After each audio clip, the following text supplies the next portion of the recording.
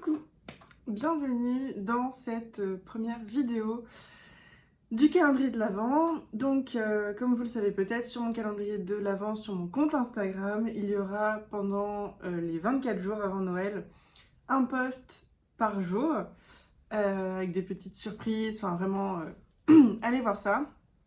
Et puis comme ça fait très longtemps que je ne suis pas venue sur la chaîne YouTube parce que j'ai eu des problèmes informatiques, j'ai décidé de faire une vidéo par semaine pendant le calendrier de l'Avent, histoire de reprendre le rythme. Et puis à la rentrée, j'espère que ça continuera. Donc la première vidéo que je vous propose, c'est une vidéo conseil personnalisé cadeau de Noël. Donc sur mon compte Instagram, je fais des conseils cadeaux plus généraux. Et là, pour cette vidéo YouTube, je vous ai demandé en story Instagram à qui vous aimeriez offrir un livre et ce qu'aimait cette personne. Et donc ensuite, j'ai pris vos demandes et je fais des petites suggestions en fonction de ces demandes. Donc voilà, c'est parti. À noter que j'essaye de faire cette vidéo en regardant un prompteur en même temps que je filme. On va voir ce que ça donne. J'espère que ça va bien fonctionner. Ça m'évitera d'avoir tout le temps le nez dans mes notes. Donc, eh bien, ma foi, c'est parti. J'espère que cette vidéo vous plaira et que même si vous n'aviez pas à demander de conseils, eh bien, peut-être que vous en trouverez pour vous ou pour vos proches. Et puis en attendant, c'est parti. Tout d'abord, nous avons Laura Boge qui nous dit « Mon papa qui ne jure que par Stephen King et j'aimerais qu'il change un peu ». Donc, je vais lui conseiller Des fleurs pour Algernon de Daniel Keyes. C'est un classique des romans d'anticipation et il est tout à fait incroyable. Je vais d'abord vous lire le résumé. Algernon est une souris de laboratoire dont le traitement du professeur Nemur et du docteur Strauss vient de décupler l'intelligence. Enhardis par cette réussite, les deux savants tentent alors, avec l'assistance de la psychologue Alice Kinyan, d'appliquer leur découverte à Charlie Gordon, un simple d'esprit employé dans une boulangerie. C'est bientôt l'extraordinaire éveil de l'intelligence pour le jeune homme. Il découvre un monde dont il avait toujours été exclu, et l'amour qui naît entre Alice et lui achève de le métamorphoser. Mais un jour, les facultés supérieures d'Algernon déclinent. Commence alors pour Charlie le drame atroce d'un homme qui, en pleine conscience, se sent retourné à l'état de bête. Le roman est donc écrit comme un journal, écrit par Charlie tout au long de l'expérience. Au début, c'est très mal écrit, c'est vraiment écrit comme ça se prononce, et puis on voit le personnage évoluer à travers son écriture et ses réflexions qui deviennent de plus en plus profondes. Et puis ensuite, il y a la chute, et c'est là que, à mon avis, le roman prend toute son ampleur. Alors certes, ton papa, ça lui changera de Stephen King, c'est certain, mais on garde, à mon avis, l'originalité, l'intériorité des personnages et les questions sur la nature humaine. Et puis en plus, c'est un roman qui ne demande que quelques heures de lecture, parce qu'il est vraiment pas épais, et ça, on apprécie. Ensuite, on a chez Dante et Dragon qui nous dit « Pour ma petite cousine de 9 ans, Edith, je la connais assez peu, selon ses parents, elle adore lire de tout. » Alors je sais qu'à ce stade-là, ça pourrait ressembler à de la propagande, mais allons-y, je n'ai honte de rien.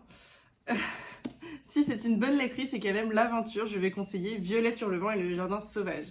Ici, je n'ai que le second tome, puisque j'ai prêté le premier à une amie, donc elle pourra le lire ensuite, mais je conseille bien sûr de commencer par le premier. On y suit Violette qui retourne dans la maison de ses grands-parents, alors que sa mère tente de quitter un père violent. Alors ça n'est qu'évoqué, on le comprend en fait quand on est plus âgé, mais je pense qu'à 9 ans, elle ne le comprendra pas tout à fait, mais c'est pas grave. Un jour, alors qu'avec son chien, elle se promène dans le jardin, elle découvre qu'il y a un monde secret et qu'il est en danger, avec des petites créatures partout dans le jardin. Elle prend alors le rôle de protectrice du jardin sauvage et part à l'assaut des envahisseurs. Ce livre est merveilleux et en plus il est magnifiquement illustré. Tout est illustré à la plume. Je vais vous montrer quelques passages. Voilà, donc tout est illustré comme ça, dans le même style que la couverture. Et donc il est sorti en grand format chez Sarbacane et il me semble qu'il est en poche chez Folio Junior. Ensuite on a Basilisk Books qui nous dit « Pour ma petite sœur qui aime beaucoup la fantaisie, les livres historiques ou les livres d'amitié. » Je ne sais pas quel âge a ta petite sœur, mais je conseille Là où règnent les baleines de Jolanne C. Bertrand. C'est l'histoire d'une adolescente qui est harcelée dans son groupe de natation synchronisée à cause de son poids. Et sa mère va l'envoyer passer ses vacances chez son oncle dans un vieux phare tout branlant sur une petite île. Ce roman, c'est l'un de mes coups de cœur de cette année, il est absolument magique.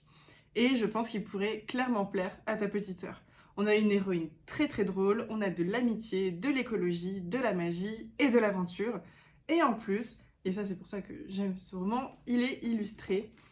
Hop, on a notamment des parties carnées, comme ceci, qui sont vraiment très très jolies. Et que moi j'aime beaucoup. Alors illustré, oui, il est illustré au milieu, sinon ce sont des petits en-têtes de chapitres. Mais moi je trouve que ça fait vraiment tout. Et puis en plus, et ça c'est original, ta sœur s'en fichera sûrement, mais il est écrit en bleu. Et personnellement, j'aime beaucoup lire des livres écrits en bleu parce que ça agresse beaucoup moins les yeux. Donc voilà, j'espère que ce petit livre lui plaira. Et puis n'hésite pas à me dire ce que tu penses de ce conseil. Ensuite, on a Perséphone du Reading qui nous dit « Pour ma meilleure amie qui déteste lire, ça c'est un challenge compliqué. » Oui, c'est un challenge compliqué, mais pour quelqu'un qui n'aime pas lire, je pense que le mieux c'est de rester sur du graphique. Et Lou est une des meilleures BD qui soit. C'est assez universel finalement. C'est grandir, découvrir de nouvelles personnes, de nouveaux horizons. J'aime profondément cette BD parce que quel que soit l'âge à laquelle on la regarde, on la redécouvre, elle est toujours formidable et on se reconnaît toujours dans ses personnages. Que ce soit Lou elle-même évidemment, ses amis ou même sa mère, cette BD nous parle et nous offre un panorama de personnages charismatiques et attachants. Alors tu peux lui offrir un tome ou l'intégrale, et même si elle l'a déjà lu au collège, je suis sûre qu'elle aimera la redécouvrir, d'autant que Julien Nil a sorti, comme tu le sais peut-être, les Lou Sonata 1 et 2. Le 2 vient de sortir le 15 novembre. Je les ai pas encore lus, mais donc c'est Lou quand elle est plus âgée. Et je pense que c'est là que, en tout cas moi, je me reconnaîtrai le plus en Lou. Et c'est là peut-être aussi que ton ami se reconnaîtra le plus. Mais d'abord, il faut passer par Lou et c'est trop bien. Ensuite, on a Letty Librairie qui nous dit « Pour mon papa, grand fan de science-fiction et de cinéma ».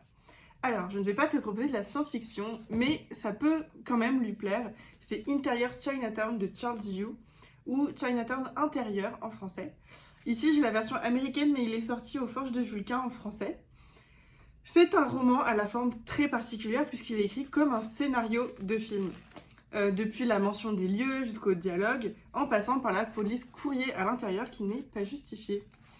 Je vais vous lire le résumé en français. Willis est un Américain d'origine asiatique qui tente de percer à Hollywood. Dans un monde qui voit tout en noir et blanc, qui se pense comme un affrontement entre noir et blanc, Willis a-t-il sa place? Mêlant le petit et le grand écran, la série policière, le film de kung-fu, la comédie romantique, le film de procès, Charles Yu nous offre un grand roman américain, émouvant, tendre et parfois amer, un récit d'odyssée personnelle et de conquête sociale dans ce champ de bataille qu'est la société américaine. J'ai beaucoup aimé ce roman que j'avais lu pour les cours parce qu'il mêle le cinéma et la réalité et il utilise en fait cette forme du cinéma pour nous parler de sa réalité. Je le recommande donc chaudement et j'espère évidemment qu'il pourra plaire à ton papa. Et enfin, on a Cocoon Reads qui nous dit un manga pour un petit gars de 10 ans autre que Naruto ou Pokémon. Et donc je vais lui conseiller Shangri-La Frontière. C'est un manga dont actuellement 10 tomes sont sortis, j'ai lu pour ma part les 4 premiers tomes. Et j'ai vraiment apprécié l'ambiance. On y suit Sunraku qui est un fan de jeux vidéo dont la passion est de jouer à des bouses. Les pires jeux qui soient. Des jeux avec des glitches, des scénarios nuls. Et puis un jour, il se lance dans un MMORPG qui est en vogue à ce moment-là du nom de Shangri-La Frontière. C'est un peu comme Sword Art Online pour l'histoire si vous connaissez, mais sans le côté si on meurt dans le jeu, on meurt en vrai. Là, c'est vraiment un jeu vidéo, il va vivre des aventures dans le jeu vidéo et essayer de percer ses mystères. C'est frais, c'est drôle, c'est de l'aventure, on a des personnages très touchants, de superbes amitiés, et vraiment, je ne peux que vous le conseiller. Et en particulier à un petit garçon de 10 ans qui aime Naruto et Pokémon. Et voilà, c'est fini, c'est terminé pour cette vidéo. Je remercie bien évidemment du fond du cœur les personnes qui ont répondu sur Instagram pour demander des conseils et grâce à qui j'ai fait cette vidéo. Et puis je remercie évidemment les personnes qui regardent cette vidéo actuellement. Merci à vous. On se retrouve la semaine prochaine pour une nouvelle vidéo dont je tais évidemment le sujet pour vous garder la surprise. Et puis en attendant, je vous souhaite un joyeux mois de décembre, un joyeux calendrier de l'Avent. Et on se retrouve bientôt pour de nouvelles découvertes livresques. Bisous!